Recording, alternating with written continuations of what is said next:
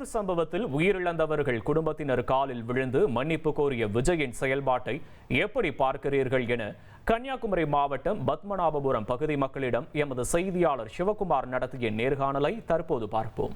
அவரால் தான் இந்த குடும்பத்துக்கு இந்த மாதிரி ஒரு நிலைமை ஏற்பட்டிருக்கு. ஆனால் அவர் ஒரு 20 lakhs கொடுத்துருக்காங்க.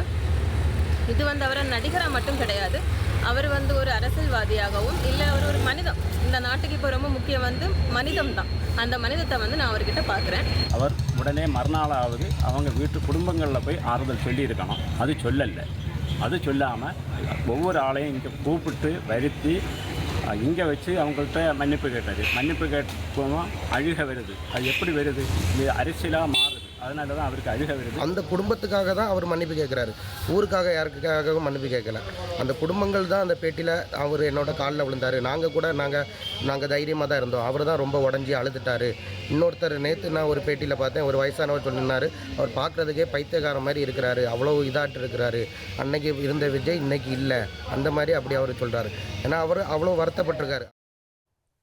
கரூர் சம்பவத்தில் உயிரிழந்தவர்கள் குடும்பத்தினர் காலில் விழுந்து விஜய் மன்னிப்பு கேட்டது பற்றி பத்மநாபபுரம் மக்கள் கூறிய கருத்தை பார்த்தோம். இனி செல்லும் இடமெல்லாம் செய்தி. தந்தை டிவியின் வாட்ஸ்அப் சேனலை ஃபாலோ பண்ணினா செல்ல இருக்கும் இடமெல்லாம் செய்தி. இதோ QR கோட் இப்பவே ஸ்கேன் பண்ணுங்க, ஃபாலோ பண்ணுங்க.